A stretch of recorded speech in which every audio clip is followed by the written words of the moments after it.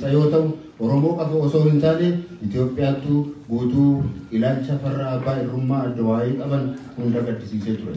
Hacaaluun umurii isaa kichuutti haa kufuyyuu malee lubbuu isaa takkitti aarsaa taasisee qabsoo farra abbaa irrummaa finiinsuu isaatiin maatiin firoonni uummanni isaa fi paartiin keenyallee kan ittiin boonu akka ta'e kaafnee ibsa guddaa baafnee jirra. Kabajamtootaa fi jaalatamtoota kora KFO reeffa artistii jaalatamaa gaggeessuuf uummanni mana isaatii buqqa'ee kan ba'e yoo ta'u humnoonni duruu KFO butuuf haala mijataa eeggataa turan hooggansa KFO miseensotaa fi qabsaa'ota gameeyyii Oromoo reeffa taaggolchuudhaan yakkanii akka hidhaman taasisanii jiru.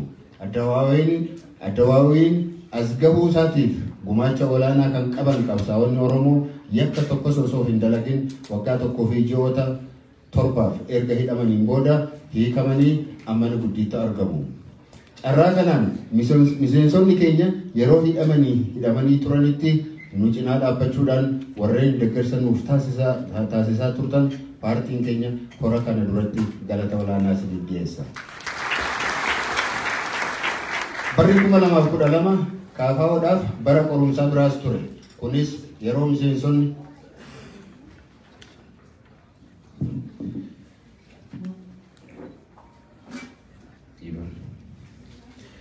barri 2012 KFO'dhaaf yeroo qorumsaa biraas ture. Kunis miseensonni fi deeggartoonni keenya hedduun hidhamanii kuun ammoo boqonnaa fi dheeffarratti argamanitti paartileen irra deebiin galmee miseensotaa akka galmeessan seerri bahuu isaati. Rakkoo guddaan hojii kanaa miseensonni fi deeggartoonni keenya bakka hojii itti hojjetamutti bilisummaadhaan argamuu dhabuu isaanii ture.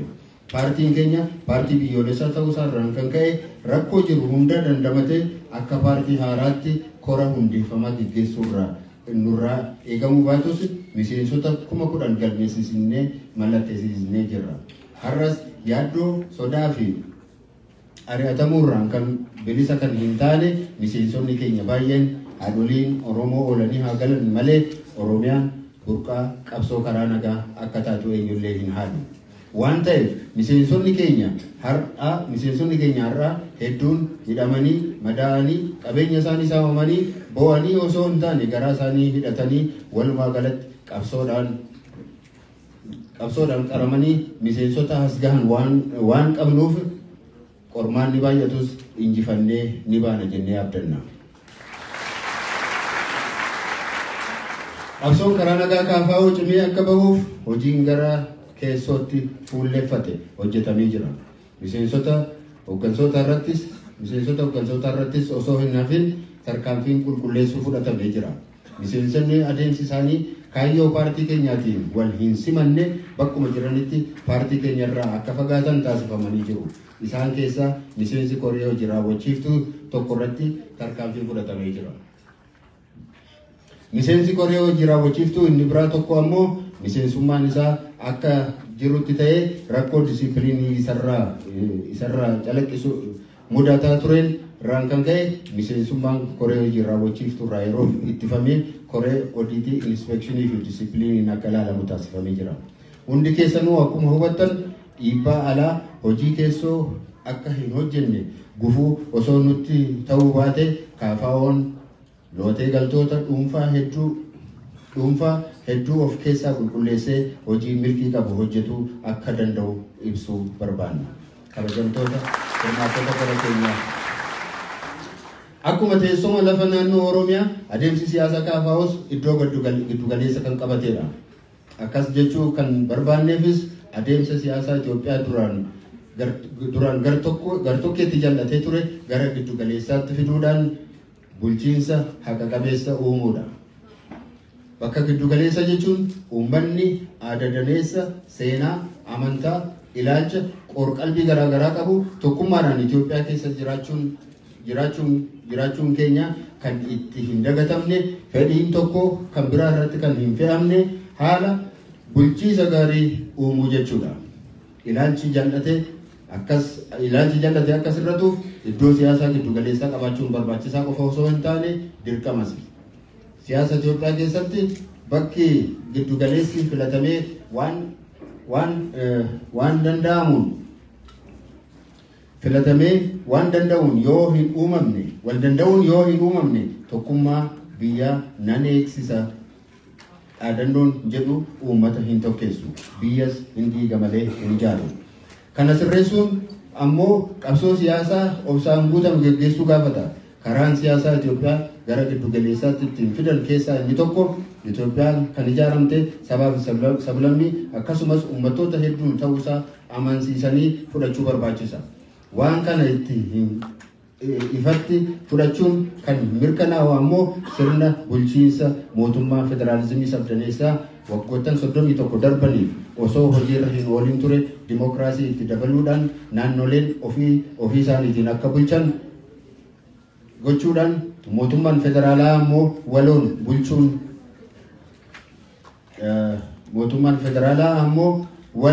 bulchuun yoo danda'amedha jennee amanna. Federalizimiin biyyoolessaa kufee jira jedhamee yakkamu dimokiraasiidhaan ala waan taasifameef hojiirra ooluu hin danda'u jedhamee himama. Federalizimiin dimokiraasii malee sirna osoo hin alatin du'edha. Kuni filannoo kaafaa fi qaamolee biroo tokko yoo ta'u bara bulchiinsa Dawaawiis ta'e bara bulchiinsa badhaadhinaatti sirni bulchiinsa mootummaa federaalizimii dimokiraasii waliin hojiirra waan hin oolfamneef qofa akka milkaa'uu hin dandeenyetti humni lakkaa'uu fi sirni sabni tokko sabaaf sablammii biroo irratti humnaan fe'u deebisuuf yaadu yoo jiraate paartiin keenya kaafaa'uun cimsee kan irratti qabsaa'u ta'a. Kanumaan wal qabatee dhaabbileenii fi namoonni dhuunfaan dagaagina sirna bulchiinsa dimokiraasii hojjetan afaan Oromoo adeemsa seeraa hordofee afaan hojii mootummaa federaalaa akka ta'u onneerraa amananii fudhachuudhaan akka irratti hojjetan waamicha keenya ni taasifna. Itoophiyaa bulchuuf sirna mootummaa qeenxee yookaan unitary system lammiileen filatan kan jiranii fi kaayyoo sana tarkaanfachuufis mirga kan itti qaban ta'uun akkuma eegametti ta'e dhaabbileen buqqistoota mirga kanaa leellistoota mirga kanaa mirga kana da'eeffachuudhaan sagalee uummataa hatanii qabeenya sassaamuudhaan tokkummaa uummata Itoophiyaatti yaaddoo uuman jiraachuun ifatti jala murree kaasuu barbaanna. Waan fedhes yoo ta'e biyyi malaammaltuudhaan hojjetamtu yookaan ijaaramtu hin jirtu. Uummata hoogganuunis ta'e biyya bulchuun kan danda'amu dursa mataa ofii seeraan abboomamuudhaan. Biyya mootummaan mataasaa seera hin kabajne keessa jiraachuun baay'ee rakkisaadha. Bulchiinsa abbaa irree jechuun biyya uummataa fi aantee ofiifis ajjeesuudha. Akka paartii keenyaa kaafaa'utti osoo mootummaan ala namni kamuu meeshaa hidhannoo qabatee socho'uu baate ni filanna. Garuu biyyoota abbaan irrummaa keessatti dagaage biyyoota mootummaan bakka bu'ummaa uummataa hin qabne taayitaa qabatee jiru keessatti biyyoota sirni dimokiraasii hacuucame keessatti biyyoota mootummaan ofii isaatiifuu olaantummaa seeraa cabsaa seeraan kabachiisu jedhe keessatti qaamoleen garee fi dhuunfaadhaan meeshaa baatanii socho'an baay'ee ta'uu malu. Wanti amma Itoophiyaa keessatti mul'achaa jirus kanuma. Itoophiyaa karaa qaxxaamuraa irraa deebisuuf, Itoophiyaa bittinnaa'uu irraa oolchuuf mootummaan tarkaanfii duuchaa fudhataa jirurraa of qusatee olaantummaa seeraa kabajuudhaan kabachiisuus qaba. Kaafaa'uun olaantummaa seeraa akka mirkaneessuuf miseensota isaa keessumattuu immoo dargaggootaa fi dubartoota ni gurmeessaa ni barsiisa. Yaadaan mormuudhaan murtee uummataaf dhiyaachuun osoo malu miseensota keenya hidhuudhaan biiroolee keenya cabsanii saamuudhaan hojjettoota biiroolee keenya tokko ammoo dhiibbaa jala galchuudhaan dirree siyaasaa dhiphisanii safartuu kamiin iyyuu ta'e filannoo dimokiraatawaa ta'e gaggeessuun akka hin dandeenye filannoo biyyaalessaa waliigalaa 2013 dura kudha sadii dura mariin biyyaalessaa geggeeffamee rakkooleen furmaata akka argatan mootummaa fi uummata bal'aa akkasumas hawaasa addunyaatti iyyaa kan turre yoo ta'u iyyuu iyyi keenya dhaga'amuu didee tarkaanfiin humnaa itti adeemamee akkuma filannoo bara 2007 sana nageenya waaraa buusuun hin danda'amu.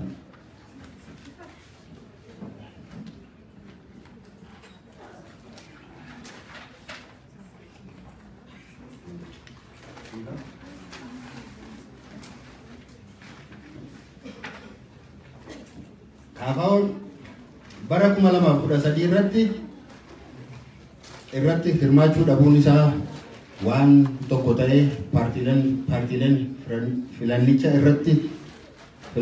irratti hirmaanne jedhan dhiibbaan akka isaan irratti godhamaa ture ibsa irratti kennanii turan. Filannichi adeemumarraa eegalee dimokiraatawaa kan hin turre waan ta'eef nageenya fullaa fiduu hin dandeenye. Uummata keenya biyyuma keessaa baasuu, dinagdee ijaaruu, mootummaa itti gaafatama qabu baachuu danda'u hin hundeeffamne. Yeroo ammaa kana walitti bu'iinsa biyyattii keessatti adeemaa jirurraan kan ka'e qaala'insi jireenyaa hammaachaa deemee jira. Kaayyoo isaa qabsoo karaa nagaa irratti bu'uuressee kan socho'u Kaafaa'oon walitti bu'iinsa naannolee marii siyaasaatiin hiikamuu danda'anis waraanaan furuuf humnoota walitti bu'an dabalatee mariin biyyaalessaa yookiin waliigalteen biyyoolessaa gaggeeffamee furmaata akka argatuuf waamichi irra deddeebiin taasifamaa ture dhageettii argachuu hin dandeenye. Gaaffii siyaasaa guddicha gaaffii taayitaa marii fi wal danda'uudhaan furuu akka qaban nuufii malee gorsaa kan ture yoo ta'u paartiilee sabaa Addawaawii keessatti paartiilee kallattii kaabaatti argaman gidduutti wal diddaan babal'atee gaaga'amni siyaasaa dabalee paartiin naannoo Tigraay bulchu Abuutii fi paartiin mootummaa giddu galeessaa hoogganu badhaadhina gidduutti waraanni eegale. Rakkoolee karaa nagaa fi mariitiin furuun hafee labsiin yeroo muddamaa safartuu kamiiniyyuu gara nageenyaatti fiduu hin dandeenye raggaasifamee ture. Lubbuun nama tokkos osoo hin baane rakkooleen siyaasaa marii siyaasaatiin furmaata akka argatan gaaffiin waliigaltee biyyoolessaatiif dhiibnee itti adeemaa turre ejjennoo hin sochoone abni biyya bulchu qabateen fashalee biyyattiin dhumatti hanga ammattuu keessaa hin baanetti galtee jirti. Rakkichi kallattii tokkotti qofa osoo hin taane osoo hin murtoofne guutuu biyyattii keessatti babal'atee umurii saala sanyii fi ogummaa hojii osoo addaan hin baasin namoonni kumaatamaan lakkaa'aman fixee jira. Qabeenyi biliyoonotatti lakkaa'amanis barbadaa'ee jira. Ammas dhumaatii dorrobee jiru jalaa bahuun kan danda'amu jaalala taayitaa daangaa darbe gara cinaatti dhiisuudhaan Itoophiyaan akka biyyaatti akka itti fuftu tasgabbiidhaan taa'anii bakka taajjabdoonni fakkeessanii buluurraa qulqullaa'an argamanitti mari'achuu fi furmaata siyaasaa barbaaduudhaan. Waldhabdeenii fi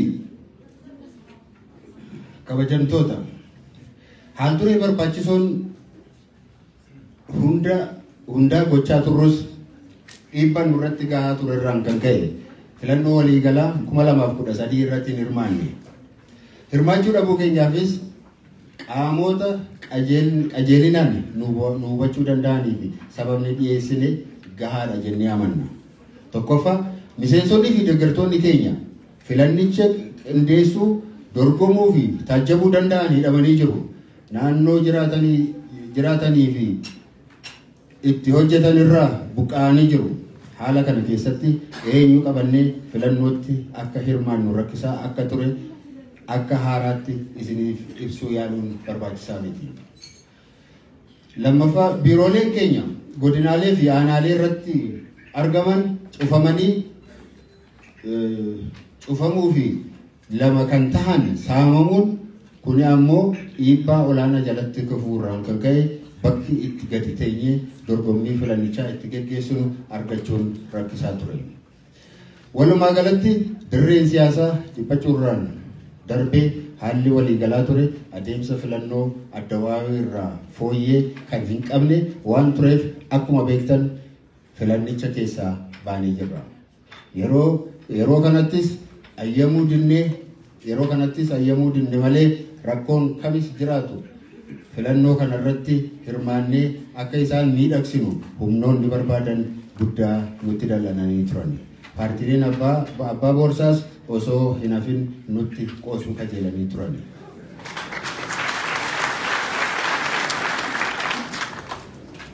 Dogoggoroota filannoo kana dura ta'anii fi ta'anii ni sirreessa jedhamee labsiin filannoo galmee paartilee siyaasaa naamusaa kan labsame mataan isaa dhiibbaawwan ifatti mul'atan kan mul'atanii fi hin mul'anne hedduu qaqqabsiisee jira. Fakkeenyaaf keewwanni labsichaa 229 hojjetaa mootummaa yeroo hiiku ministeerota, ministeerdeetota, mudamtoota miseensota mootummaa federaalaa fi kan naannolee mana maree bakka bu'ootaa fi mana maree sadarkaadhaan jiranii miseensota mana maree federeeshinii akka hin dabalannedha. Kun ifatti kan bahee fi paartileen mormitootaa dhiibbaa jala galchuufi. Keewwata kanaatiin haalli kan mijaa'eef miseensonni paartii biyya bulchanii keewwata 31 qubee saabaa 2 jalatti hojjetaan mootummaa filannoo uummataatiin dorgomuudhaaf dorgomaa tahee yoo dhiyaatu yeroo duula na filadhaa gaggeessuu fi filannoo adeemsifamu ayyamni miindaa malee akka kennamuuf ni taasifama jedhee raggaasisa. Akka labsii kanaatti itti gaafatamtoota mootummaa haalli mijaa'ee fiitiin alatti miseensonni paartilee dorgomtoota guyyaa filannoodhaaf galmaan irraa eegalee hanga dorgommiin filannichaa goolabamutti akka waan isaanis ta'e maatiin isaanii midhaan hin nyaanne wayiitti lakkaa'amee mindaa malee eeyyamni ni kennamaaf jedha. Abbootiin taayitaa paartii biyya bulchuu garuu haalli labsiin mijeesseefiin mindaan ni kaffalamaa fi qabeenyaa fi maallaqna mootummaanis gargaaramanii filannicha jedhame sana ni dorgomu. Dhiibbaan labsii kanaa sirratee qaama hunda qixa sirrii ta'een akka tajaajilu akka ta'u ifaajiin godhames kaafaa ofii paartileen biroon taasisan milkaa'ina hafeera. Hunda caalaa rakkisaa kan ture yeroo rakkoon kaafaawoo samii tuqetti miidiyaa yaadaa fi sagalee keenya uummata biraan nuuf ga'u dhabuu keenya. Miidiyaaleen silaa odeessa uummata biraan ga'uuf dirqama qaban hundi hidhi abbaay ijaaramee yoo xumurame qaama uummataa kan tahan mormitoonni paartilee akka waan gammachuu irraa hin qabneetti keessanii gaaffiidhaan nu muddaa turan.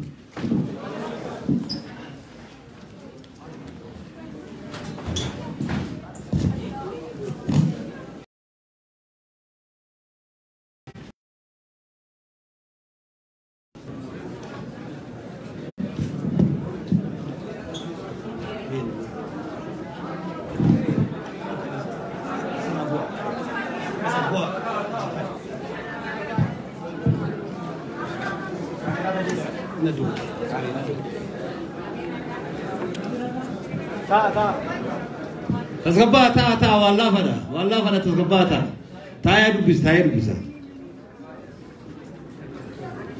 ايه هنا دول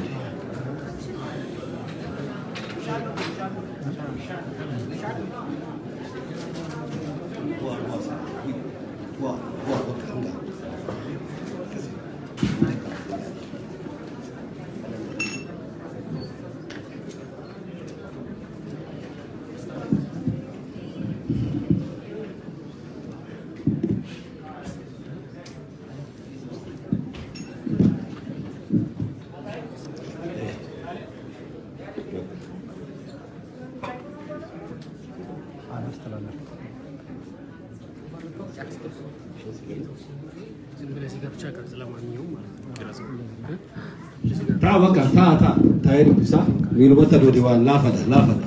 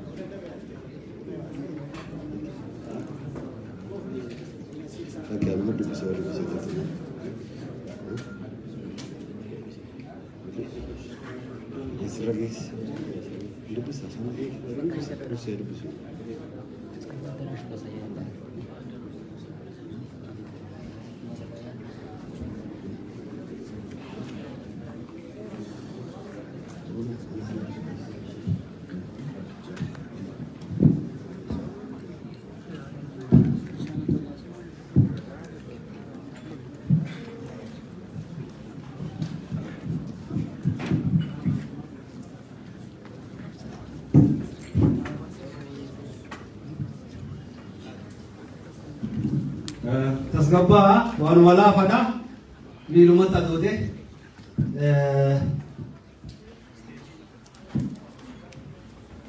itti abubaa bakka hogganaa keera dhaabeerra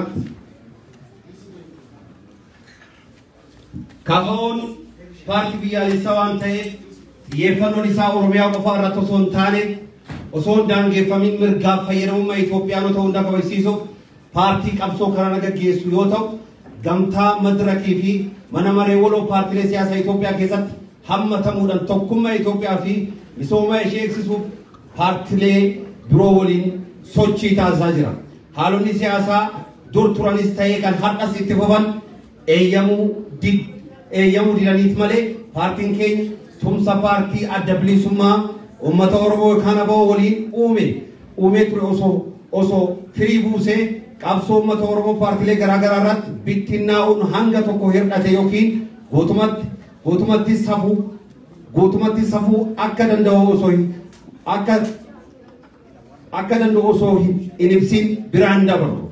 Dabalataanis waliigalteen paartiilee Oromoo fi namoota dhuunfaa garaagaraa waliin taasisaa turre haala fooyyee qabuu irratti jiraachuu isaa ibsuu barbaanna.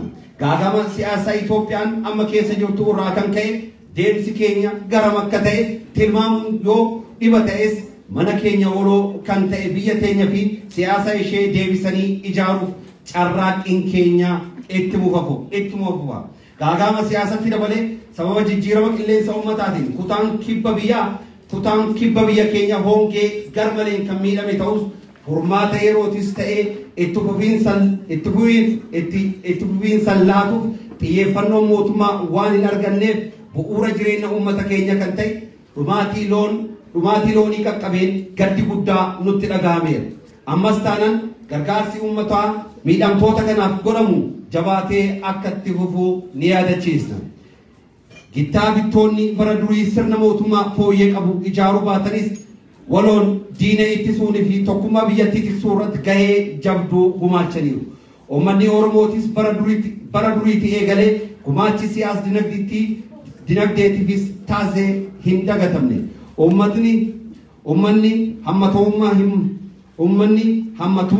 hin hammatamne har'as duris ummatni keenya hammatamummaadhaan hin hammatamne har'as duris humnootni gadi qabanii bituu naafeeffatan kallattii hundaan maqaa sabummaa fi gandummaa itti gad qicaa jiru. Takka biyya alaatii fi biyya keessa taa'anii sanuu miidiyaa hundeessuun kaafa'oo fi uummanni Oromoo yaadni federaalizimii sabdaneessaa maltiinaashinaal federaalizimii tokkummaa biyyattiitiif daran fayyada jechuun waan qabsoofnuuf qofa arrabsoo hin jirre nurratti roobsu. Yeroo tokko lammummaa Itoophiyaa nuu kennuu fi nurraa fudhachuus ni hawwu. Humnoonni afuura gitta bittootan masakaman Oromiyaa bakka xixiqqoo afuritti lixa baha giddu galeessa fi Addis Ababaa jedhanii qircachuu fedhu. Sana booda eenyummaa fi lammummaa waliin dhahuudhaan Oromummaa balleessuu barbaadu.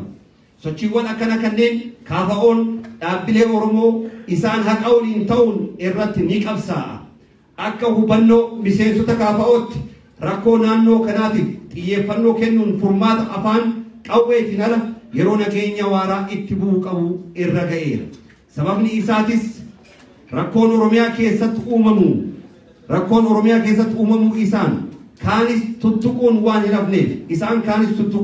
hin hafneef rakkoo Oromiyaa furu jechuun rakkoolee Itoophiyaa irra caalaa isaa furu akka ta'e ni amanna. Rakkoon Oromiyaa furamuu kan danda'u karaa dimokiraatawaa duudha sirna gadaa bu'uureffateen ta'a.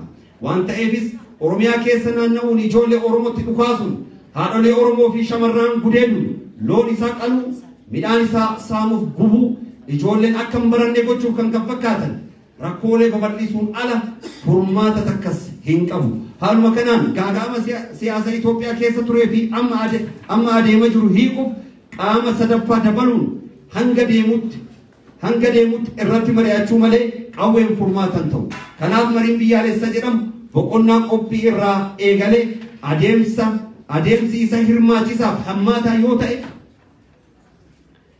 adeemsi isaa hirmaachisaaf hammata yoo ta'e adeemsi isaa hirmaachisaaf hammata yaa ta'u jechaa kan turre. Har'as kora kana fuulduratti mariin taasifamu hunda hammataaf hirmaachisaa akka ta'u ni gaafanna. Oromiyaa keessatti humnoota garaagaraatiin lammiilee ajjeefaman hunda tarreessinee dhiyeessuu yoo dadhabnes muraasa isaanii kaasuuf waggaa afran darban as qofa bobaa haadha jalaa waamamuun kan ajjeefaman ilmaan Bunnoo Baddallee, Kadiroo Birhaanuu, Qallamoo Laggat addabaabayitti kan ajjeefama Amaanu'eel Wandimuu Kabbadaa, Horroo Gudurutti buufata poolisii hidhamanirraa baafamanii kan ajjeefaman godina Jimmaa Aanaa Raareetti mana jireenya isaatii baasanii ajjeesuun reemfi isas eessatti akka gatame kan hin beekamne Shawaa Lixaa Aanaa Baaqqootti ajjeechaa Mallasa Caalaa Goobanaa suukanneessummaa isaatiin kan beekamanidha. Akkasumas godina Harargee Lixaa magaalaa Ciroottis obboleessi kee Mahamad Amiin dirreetti baasanii ajjeesuudhaan reeffasas waraabessa nyaachisaniiru. Miseensa keenya dabalatee ilmaan Oromoo lakkoofsi isaanii guddaa ta'e maqaa shanee jedhuun farrajamanii hidhamuun osoo nu ajaa'ibsiisu ajjeechaaf sarbamiinsi mirga humnoota mootummaatiin abbootii gadaa Karrayyuu irratti raawwatame abbaan fedhee sababa barbaade dhiyeeffachuu danda'a. Gochi sun gocha shororkeessitoonni galaana Liibiyaa cinatti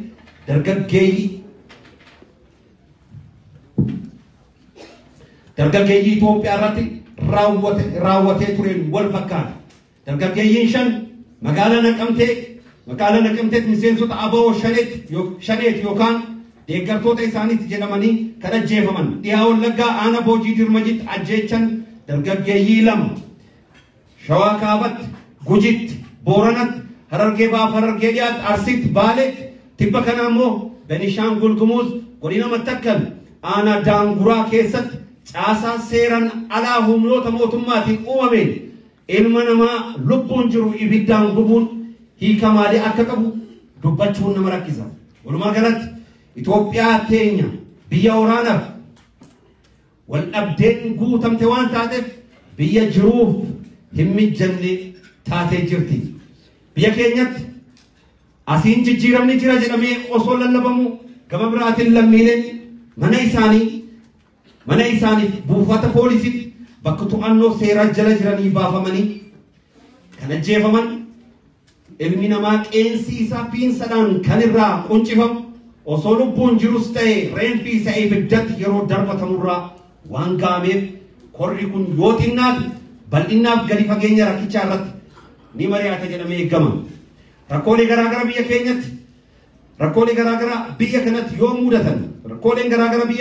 biyya kanatti yoo mudatan xiyyeeffannoo uummataa mootummaaf hawaasa addunyaa akka argatuuf battala rakkoolee mudatanitti al tokko dursinees ibsaa irratti baasaa rakkooleen akka hir'ifaman yookiinis akka furamaniif biiroo muummicha ministeera dabalatee biiroolee mootummaa garaagaraaf xalayaa iyyannoo ergaa turree jira.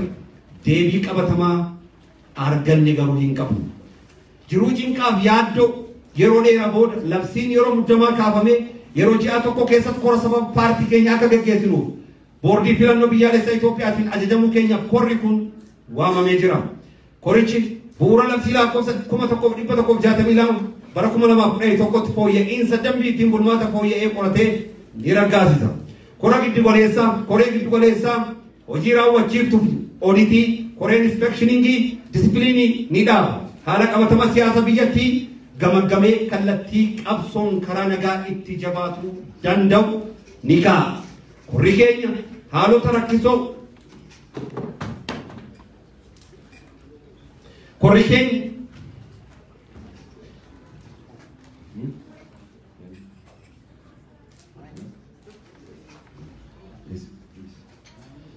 korri keenya haalota rakkisoo hedduu dabarsee kan geggeeffamaa jirudha.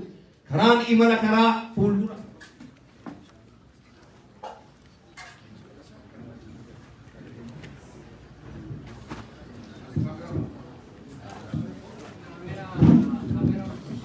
Kamera tahu.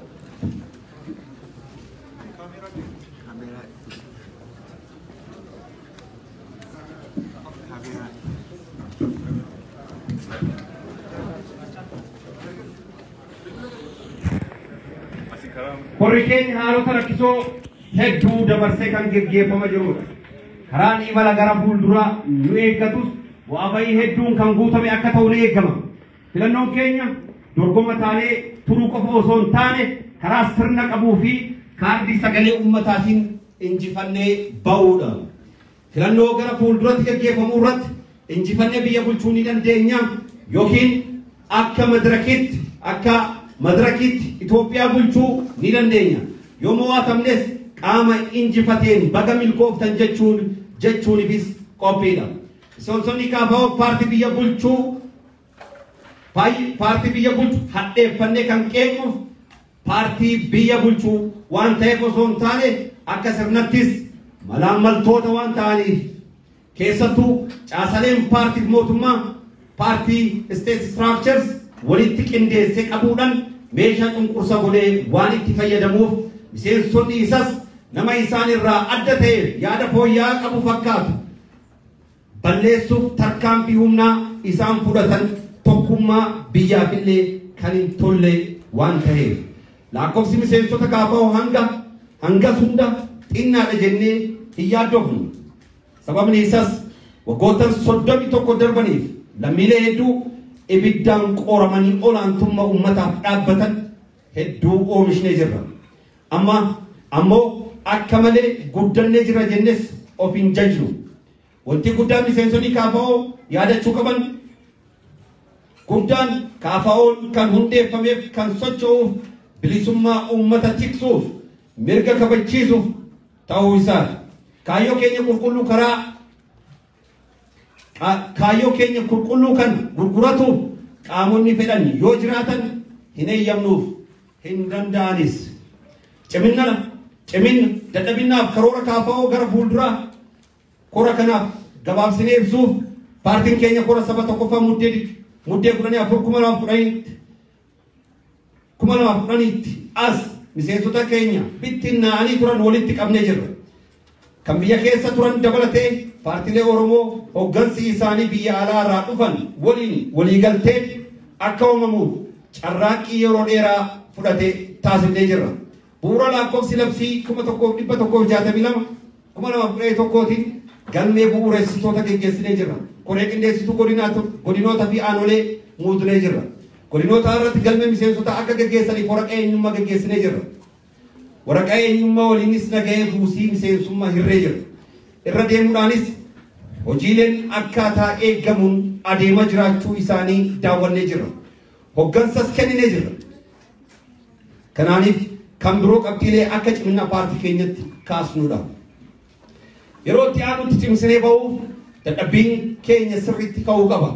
Carraaqqiin taasisaa turre salphaa kan jedhamu ta'uu baatus sadarkaa aanaaf godinootatti qindeessitoota jedhamanii koreewwan bakka buufaman itti gaafatamtoonni biiroo tokkos lamas qacaramaniif akka hojjetan taasifamanis of danda'anii deemuu hin dandeenye. Ala tokko bilbilaaf qaamanis gidduu isaaniitti argamnee jajjabeessuuf wal taasisuuf yaallus hanga barbaadamu nuuf ta'uu dadhabuu qofa osoo hin taane hanga sadarkaa koree nu jalaa diigutti adeemuun. Har'as yoo ta'e KFO'n paartii warraaqsa bilisummaa keessoof ala cima geggeessuun isaa eeggatu ta'uu kan hubanne miseensonni maanguddoodhaa hanga dargaggeessatti ni jiru. Rakkooleen mudatan rakkoo sadarkaa aanaaf godina qofatti kan murtaa'anii miti.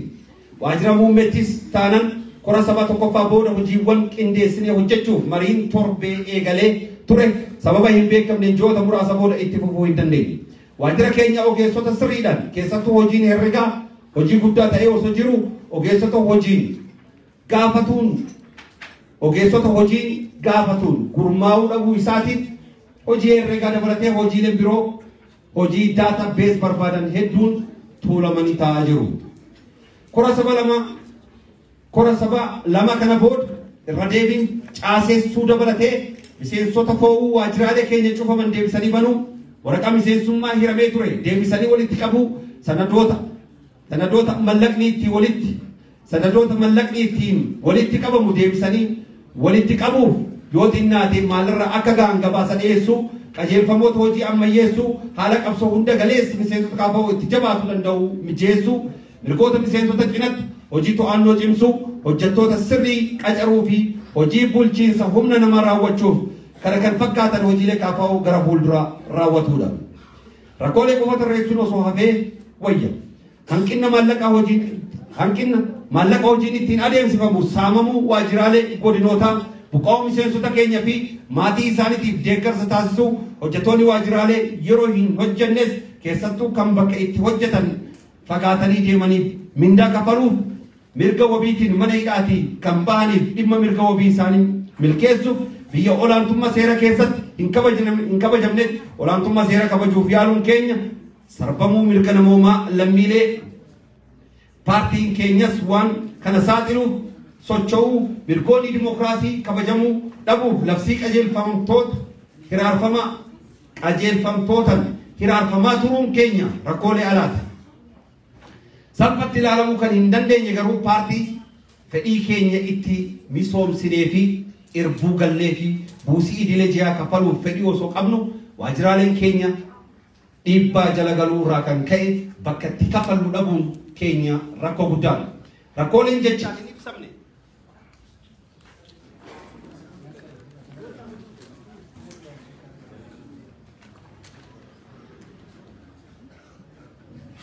Rakkooleen jechaan hin ibsamne yoo jiraatanis walumaa galatti waggoottan darbee baasii taasisee jira. Kana keessaa baasiiwwan kana keessaa qarshiin 483 fi 451 filannoo giddu galeessummaa biyyaalessaa Itoophiyaa irraa mootummaa irraa paartii keenyaaf maallaqa deeggarsaan kenname. Miliyoona 4 fi deeggarsaan kenname. Miseensonni keenya yoo hidhaman tokkoffaa bu'uura seeraatiin mana murtiitti hin dhiyaatanii manni murtii bilisaan yookiin mirga wabiitiin akka gadhiifaman yoo ajajni mana murtii hin kabajamu yookiin ammoo ajajni mana murtii waan kabajame fakkeessuuf ala baasanii naannessanii deebisuun ni jira. Miseensi koree kaafa'oo shawaa kaabaa tokko marsa sadiitti qarshii 41,000 qabsiisuudhaan yeroo dhiyoo kana mana hidhaatii bahee jira. Jaalatamtoota fi kabajamtoota hirmaattota kora kanaa.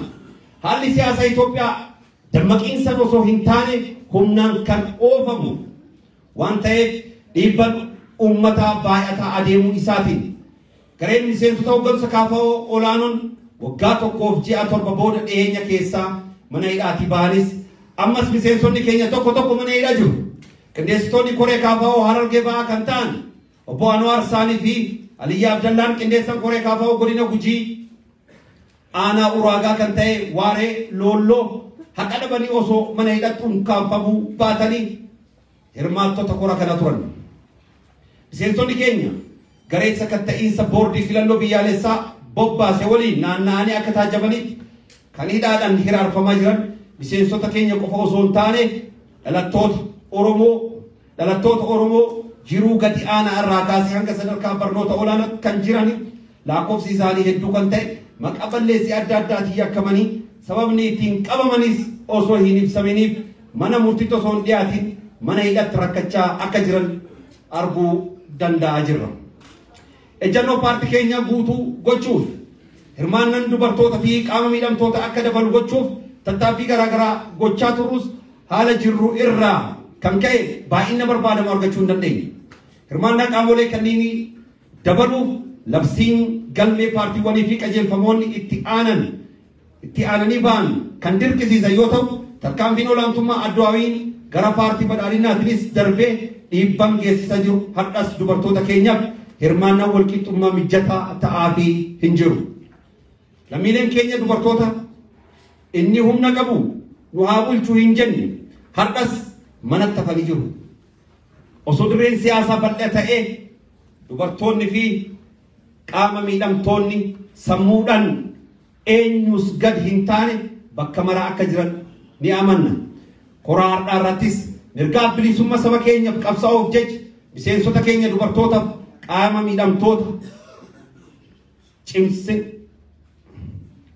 miidhamtoota baay'isnee cimsinas ittiinis boonna.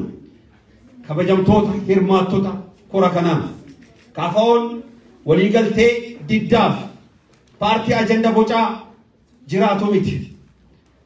Haa ta'u malee hojii nageenyaa fuulla'aa hin argamsiifneef uummata keenya fayyadama hin taasifne keessa gallee uummata keenya hin dogongorsiisu. Badii darbee ni balaaleffanna. Lammiilee miidhan irra ga'ee beenyan haa kafalamuuf jenna. KFO'n uummattoonni bilisummaa akka gonfataniif mirga isaanii akka kabajamuuf keessattuu gaaga'ama siyaasaa Itoophiyaa yeroo dheeraa fudhatee yeroo tokkoof yeroo dhumaaf akka furmaata argatuuf tooftaan qabsoo karaa nagaa keenya haala bilchaata ta'ee akka hoogganamuuf karaa saaftota akka taanu ni amanna. Humnoonni siyaasaa biroos kaayyoo keenya kana galmaan ga'uuf carraaqqii gama isaanii akka taasisan waamicha qabsoo tokkummaa ni taasifna.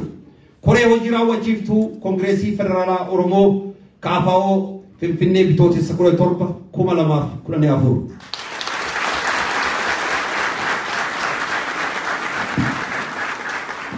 Galatooma wanta gidduutti mudateef dhiifama malee irra deemnee gaafanna. Wanna ibsuu barbaannu laaqanaadhaaf bahuudhaaf deemna. San dura garuu ergaan koree qindeessitu godinaaf dabarsinu jira. Akkaataan tee'umsa itti teennu kun akkaataatti karoorfamee miti waaree booda bilbilootas qabatamee hin seenamu kanumurraa nu beeka. Koreen qindeessituu godinaadhaan tartiibadhaan koreen jiru yeroo seentan akka godinaadhaan taahama. Yeroo seenamus sakatta'iinsa bakka taasifamutti akka nu gargaartan isin gaafanna. San isin gaafanna akka godinaadhaan tartiibadhaan teessanii koree hojiidhaan akka sanarratti nu gargaartan Profeesar Ergaa Qabaabaa qabu.